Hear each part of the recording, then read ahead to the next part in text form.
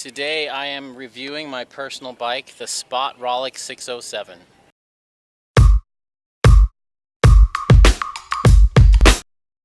I'm excited to bring this review to you. This is my personal bike. I've had it for about 4 months. I've ridden it on all sorts of trails, and I'd like to show you a few different scenarios on this bike, different riding styles, and what I like about it and what I don't like about it. Let's go hit some trails. I can talk while I ride. Just to give you a little bit of context, my name is Steve. I've been riding for 20 years. I started out with BMX as a kid and then started mountain biking in the mid to late 90s, and I love it. And man, technology has changed a lot and bikes just keep getting better and better. My bike before this was a Santa Cruz Bronson, and it was a little too big for me. So I started shopping for my next bike. I rode a whole bunch of bikes. I rode the Spot Mayhem last year, which is an awesome bike.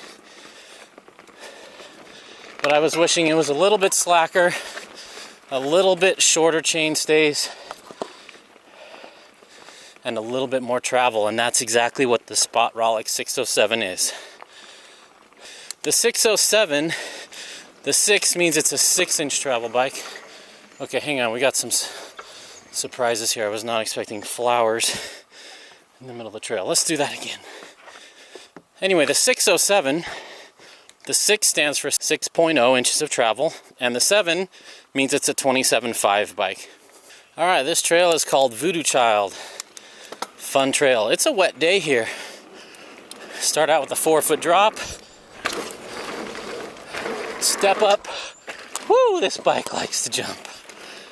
What a great way to progress and push yourself. Another 4-foot drop.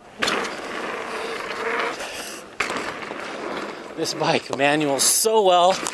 It wants to get in the air every chance it can. So playful.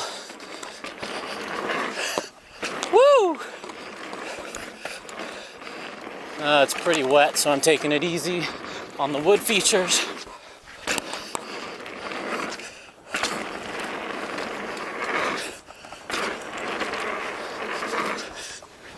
Yeah. Oh man, this bike. I'm gonna say it over and over and over again. It's my favorite bike I've ever ridden by a long shot. This bike corners like a slalom bike. It feels a lot like a slalom bike to me. Reminds me of a cross between a 50-10 and how sporty it is in the corners, and like the old Santa Cruz Nomad V3 or a Mach 5.5. It's really fun, really plush, but still supportive. When you pump, it's right there and pushes back. One of the reasons it does that is because of its unique suspension design. It uses a carbon leaf spring that flexes in certain parts of the travel to give you small bump compliance at the top. Then it stiffens up after about 25% sag, right where you want a supportive platform. So this bike does not bob at all. And I always leave the shock open. I'm 5'6". I'm riding a size small, and I size down on bikes because I like them to be BMX-y, corner really well, jump well, and this does jump so well. Woo!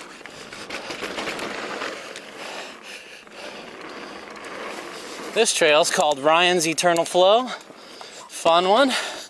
Nice little blue square. A couple little drops in it for fun.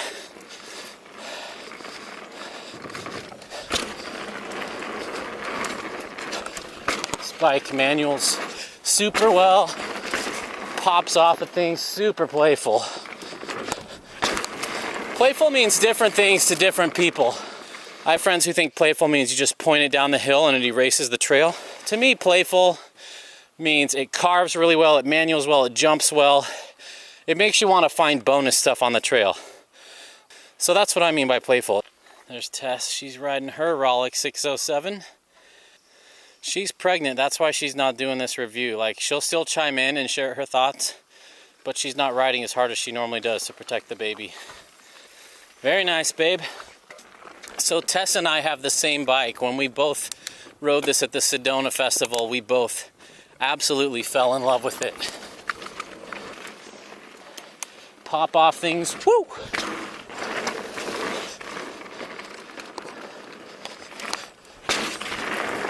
It's like a slalom bike with enduro amounts of travel.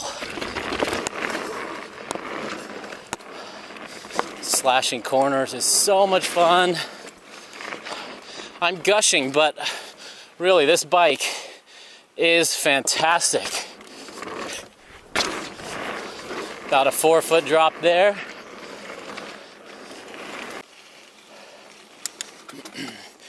I don't want this to sound like a gushing review. You guys know I'm pretty critical in my reviews. One thing I will say is this is my second frame. I cracked my first one. That's definitely a downside. So in Bend, Oregon, I was riding a trail and went off a 6-foot drop. It wasn't quite to flat, but it wasn't the world's best landing, and I ended up cracking a frame. It cracked right here. I called Spot, told them what happened. They asked if I was okay. They said, no problem, we'll take care of you. We'll send you a new frame. And I said, are you okay with me riding out with a cracked frame just so I can get home? And they said, sure, no problem. Don't worry about it. If it cracks more, that's fine. Just get home safely. So I kept riding and it cracked more there. What I think happens is on bottom out, I believe this link contacts the seat tube there. I've removed all the shock pressure to see how close this link gets to contacting the seat tube on full compression. And that is full compression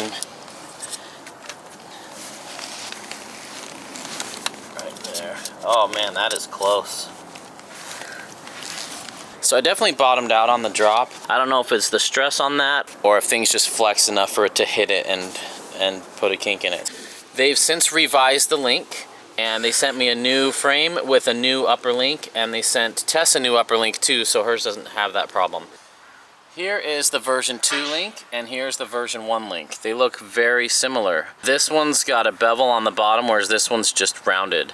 What I think Spot did, and I'm not sure, is it looks like they've just sanded these down and clearanced it so that it can't possibly contact the seat tube.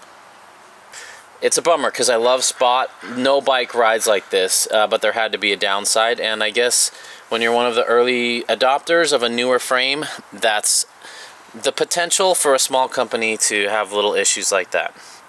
Anyway, I'm excited to get back on the new frame and test it out. I'm now on V2 of the upper link, which will not make contact. Man, this thing is fun though. So easy to wheelie and manual and bunny hop and just play around on. It is such a good bike. So yeah, climbing, long days in the saddle, epic rides. This is my go-to bike for that.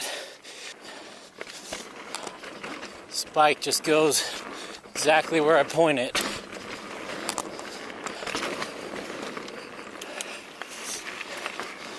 Man, when you get on it, it just accelerates.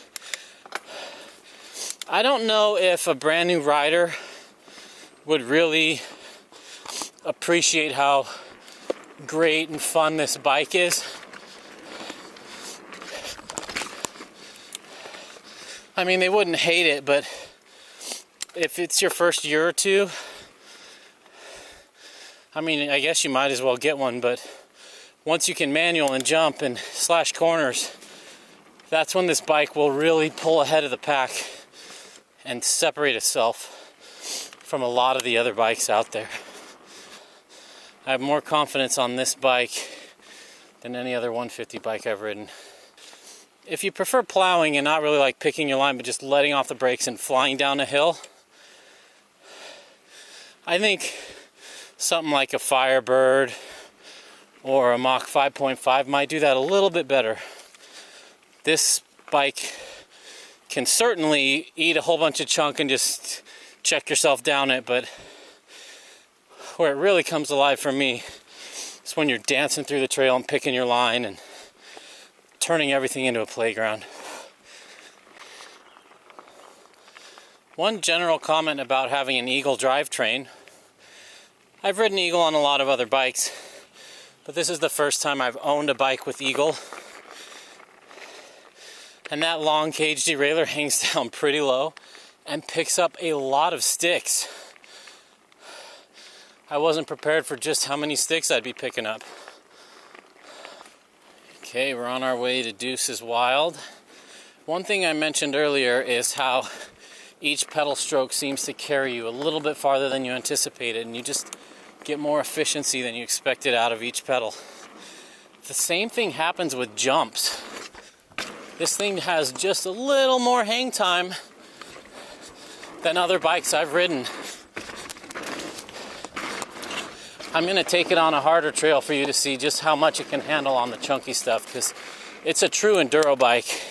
And we're not even close to enduro trails here. But what I wanted to show you is that a lot of enduro bikes are not very fun on beginner intermediate trails.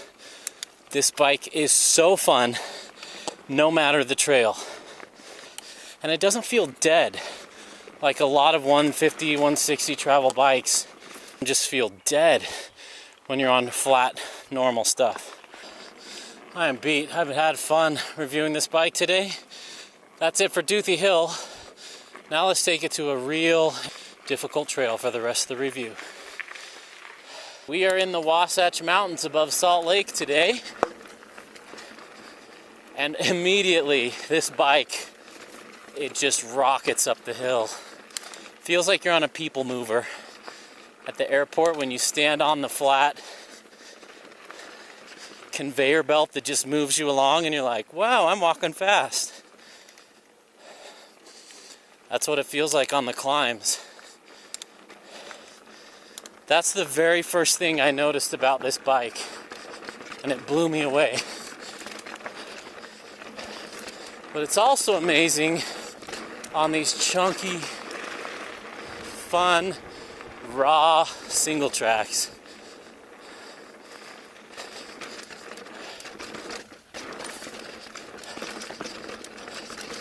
I also wanted to wait till I was on a trail that I knew, and a trail that was hard enough to help this bike like push itself. It's kind of loose and dusty today. I need a rainstorm. This bike carries momentum so well though, and I'd like to explain what it feels like in terms of other bikes I've ridden. I know that doesn't help everybody if you haven't ridden those bikes, but if you have, it might help. On the downs, this thing feels like a Pivot Mach 5.5, which is one of my favorite bikes on the downs. So yeah, it feels like an efficient Pivot Mach 5.5. And on the ups, it reminds me a lot of the Yeti SB5 Plus. Just a super efficient bike on the climbs.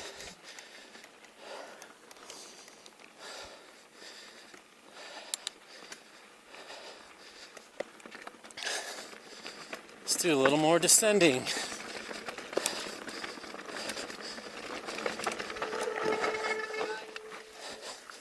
How you guys doing?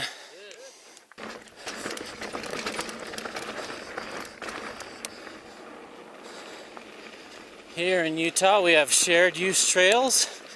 We have hikers, equestrians, which are horseback riders, and motorcycles allowed on this trail too. A great place to dirt bike. Anyway, on these climbs, just so efficient. I don't like bikes where you have to reach down and flip a lever to lock out the shock to keep it from bobbing. This bike has less bob than any bike I've ever ridden. How's that for a view? Backside of Mount Timpanogos. Anyway, like I was saying about the climbing, this steep seat angle really helps you keep the weight over the front so the front end doesn't wander even when you have a slack head angle.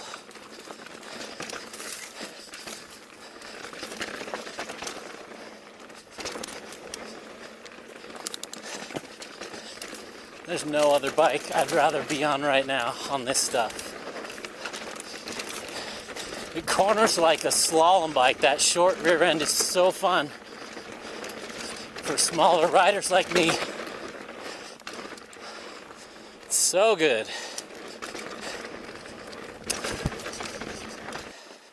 So some of you have been wondering what good short chainstay is and why you would want one. Not everybody does want a short chainstay. Particularly if you're taller, you probably don't want one as short as I like. Maybe you do. Everyone's different.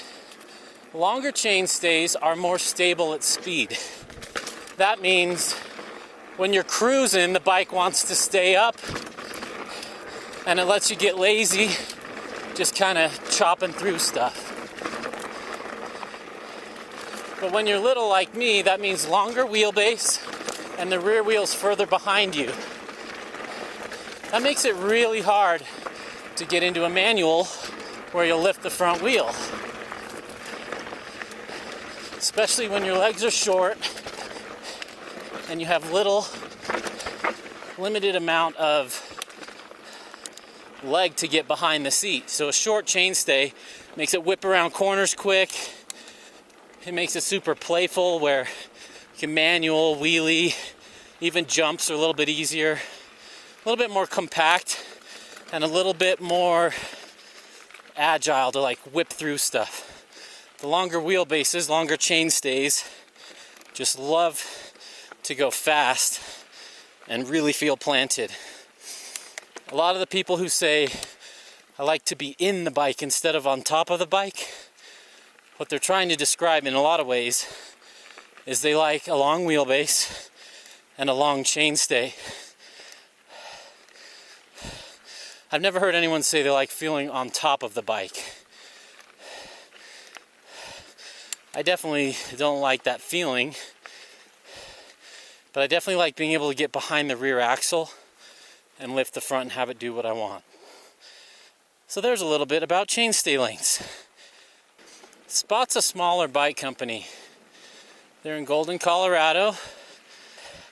You might have heard of them from their steel hardtail belt drive bikes that they've been making for a while. The last few years they started building carbon bikes with this Living Link suspension, which has a carbon fiber leaf spring in it instead of one of the pivots. And that's what gives it such a lively ride. It sags and sits in the 30% sag spot, and then that carbon leaf spring just is so supportive. It pumps so well, it sprints well, it jumps really well. I've had this on 40-mile rides and super comfortable for the whole ride. The 66.4 degree head angle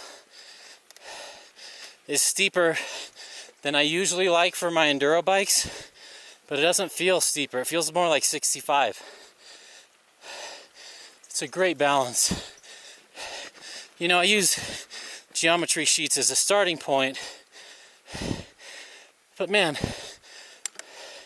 I've felt some bikes with monstrous chainstays that felt short, and short chainstays that felt monstrous, and slack head angles that felt steep, and vice versa.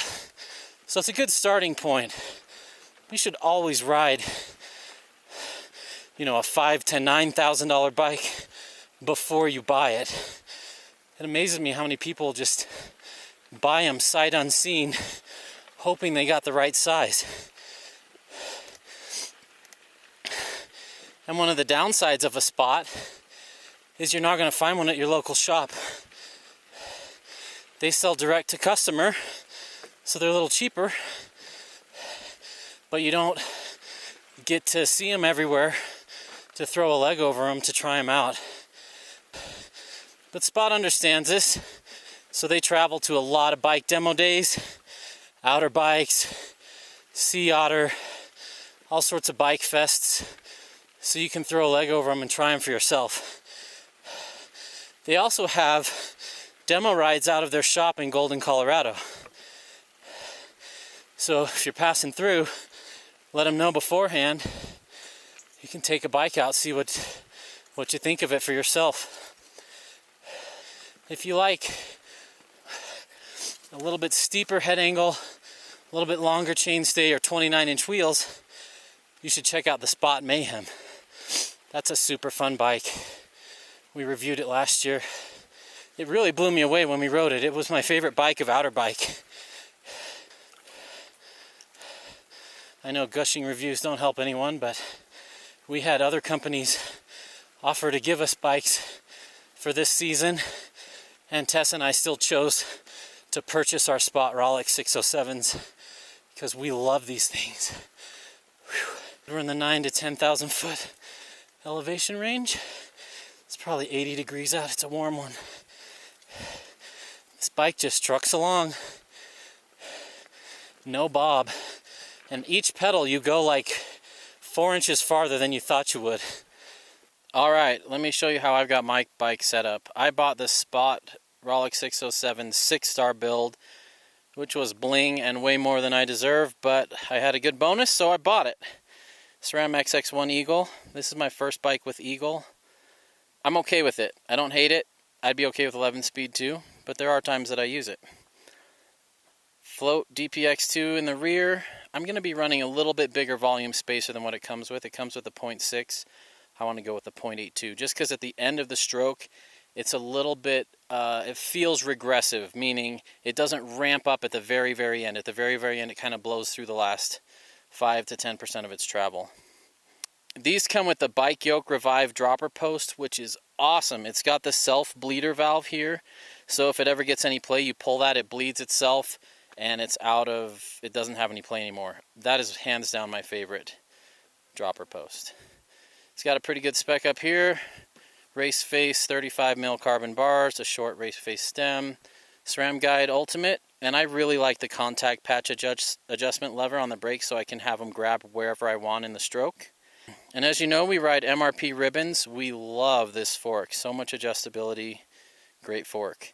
My main critique about the build of the Spot is they come with too small of rotors. It had a 160 rear, 180 front. I've replaced them with the 180 rear, 200 front. And then I'm running the Nox Kitsuma wheels, which are 36mm internal diameter, laced to Onyx hubs. I'm a sucker for Onyx hubs. I love those things.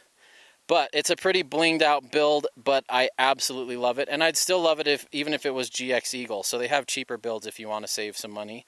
But Spot specs their bikes extremely well, except for rotor size, in my opinion.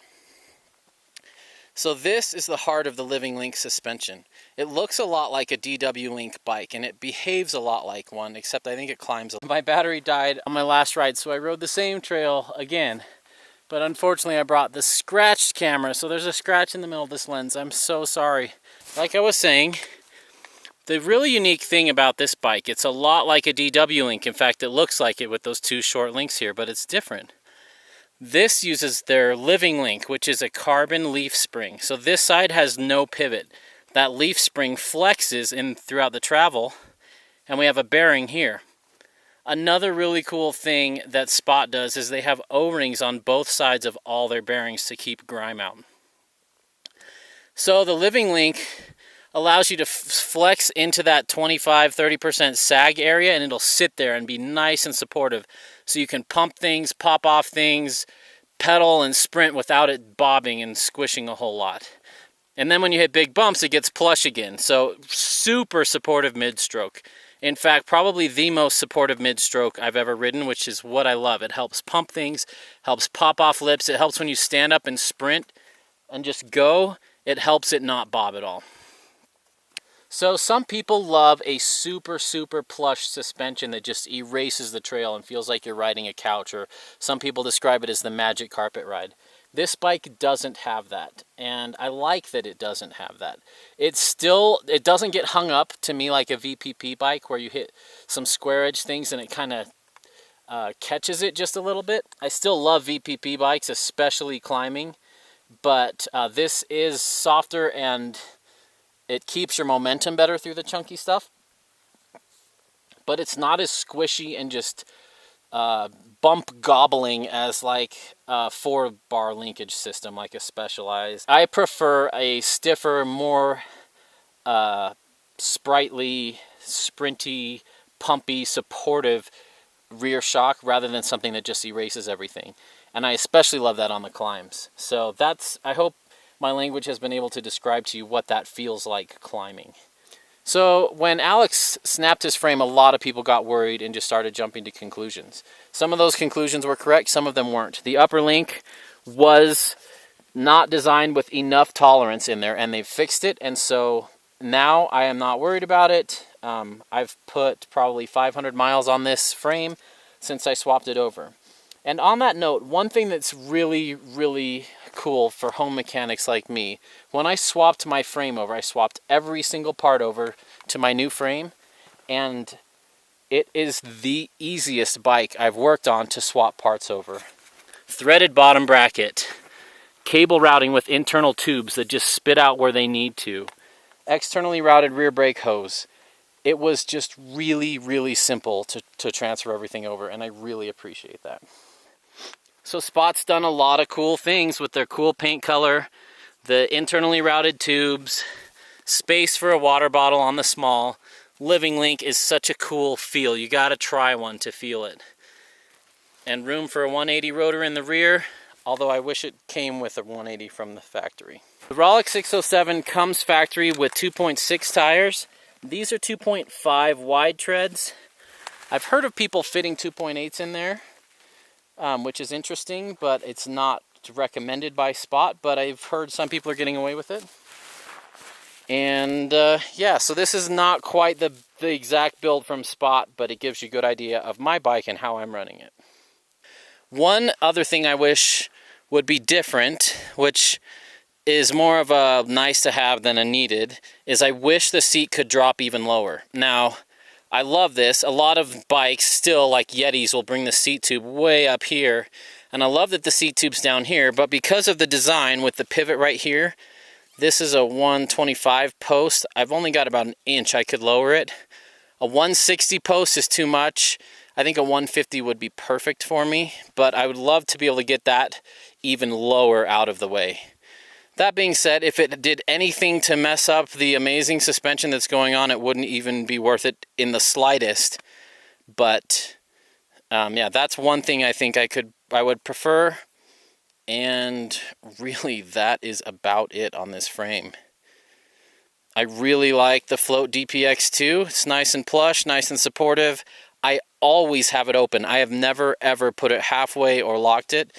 I ride a lot of undulating stuff that's up and down, and I do not want to be flipping my shock open and closed because a lot of times I forget to flip it open until I'm halfway down a really steep thing. So I really value a suspension that's designed well, that doesn't need any touching of the shock compression levers at all. And this bike is the best bike I've ridden for that. When you're seated, that steep seat angle keeps your butt forward and your weight on the front of the bike. It prevents the front wheel from lifting and wandering, even with a 66.4 degree head angle. I love climbing when I'm on this thing. I love big days. I love getting up and sprinting. I feel like it has a low bottom bracket, but not like in the corners it feels nice and low, but I don't pedal strike. I'm trying to make a helpful review, but I realize I'm just talking about how amazing this bike is. But it truly is amazing. There's nothing else out there like it. The only bike that climbs better than this is the Spot Mayhem. And it's just a tiny bit better with a longer chainstay and a steeper head angle. Whew. Beautiful views up here in the Wasatch Mountains. Our friend Eric Porter lives right down there. As fun as this bike is on the climbs, the descents are my favorite part about this frame. It is so fun. It's not quite as plush as like a Mach 5.5 where it erases the trail and just feels like you're riding a lazy boy down the mountain. But it's very snappy and active and pumpy, and it rewards a rider who is very active with the trail, who's pumping off everything and pushing things and railing corners. It really responds to rider feedback.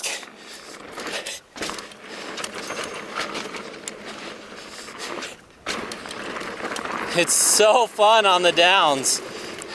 And we're on smooth intermediate stuff right now. Just wait till we get to the crazy black diamond stuff. But even there, where I had to get up and sprint, it just hooks up and sprints so well. All right, if you ever ride here and you get to this point, there is no bad trail. They are all amazing from here.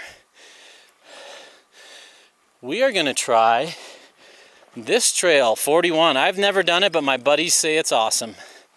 So I'll be riding a little cautious because I don't know what's coming. Oh, this trail's amazing. Why haven't I ridden this before? Woo! So much fun. I love my bike.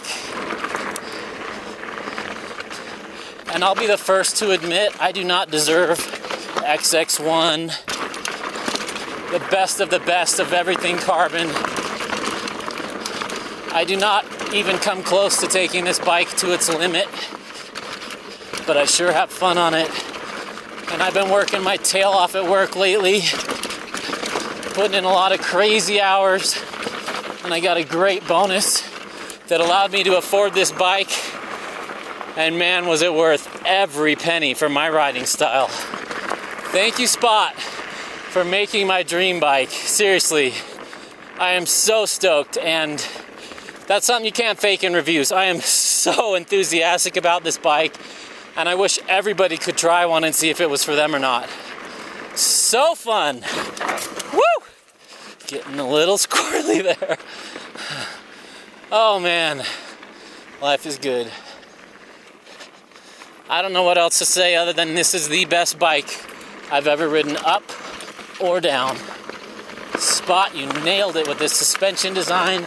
The geometry's awesome. For those of you out there trying to decide between the Mayhem and the Rollik 607, they're both fantastic bikes. If you like a short chainstay and a more aggressive head tube angle and tackle just monstrous, gnarly stuff like this, the Mayhem can definitely handle it, but the Rollik, it will be more comfortable in that terrain. If you're taller, or you do more cross-country or all-mountain rides with long miles and you love the climbs and you want something efficient, the Mayhem's going to be the choice I would recommend for you on those. Both are fantastic bikes.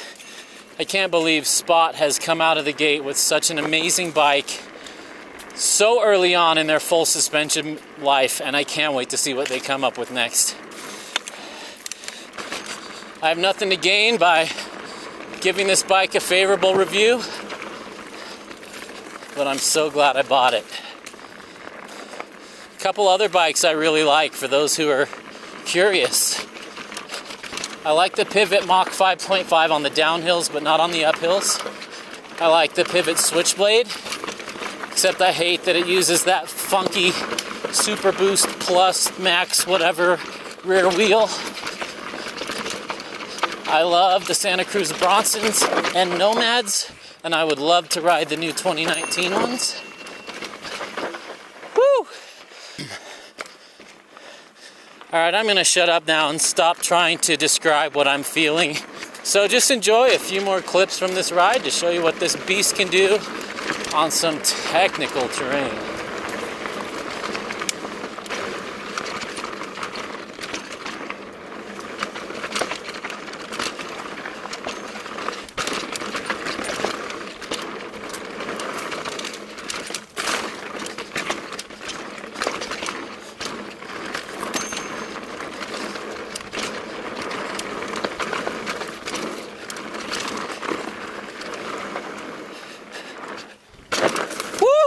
That was scary with those logs there.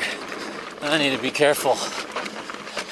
We're in the middle of the forest, no cell reception, 5 miles from a road.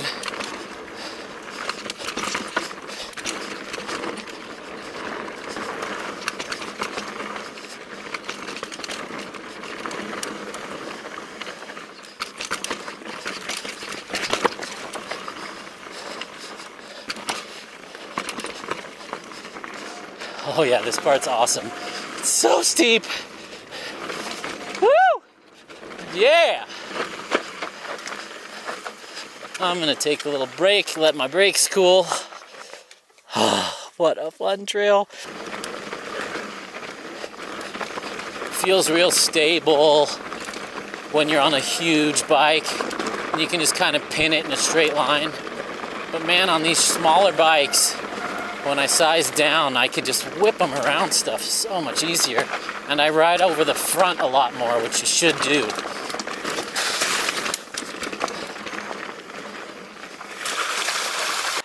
I'm riding with my brother David. He works at a shop and he just picked up a Cannondale trigger that he is loving. I'm gonna follow you. Heads. Yeah, so hang a right when the trail splits up here on the right.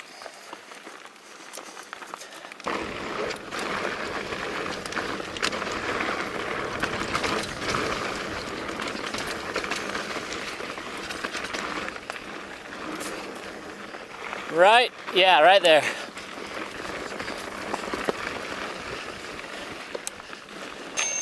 So it's time to wrap this review up. Hands down, this is the best bike I have ever ridden for my riding style. I'd scored a 99 out of 100, and I wouldn't score any other bike higher than a 90 that I've ridden for my riding style. I absolutely love it. Climbing, I'd give it a 9.9 out of 10. Descending, I'd give it a 9.9 out of 10. Fun factor, 11 out of 10. This bike is so fun on jumps and on manuals, and what's amazing is it gives up nothing on the long, epic 40-mile days. Cornering, 10 out of 10. It is such a well put together bike. If you're the type of person who has to ride every bike out there and find the best one before you purchase, you need to try this one out. The first time I rode this bike, I knew I was gonna buy it. It was at the Sedona Mountain Bike Fest, and I was riding Hangover with Mackie and Phil and a couple other buddies, and it blew me away, and it continues to blow me away.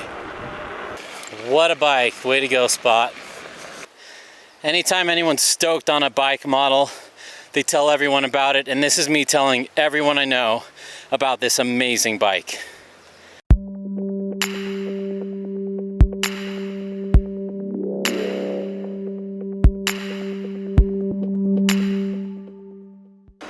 I still can't manual as well as Cody Kelly, and I never will, but I'm never gonna stop trying.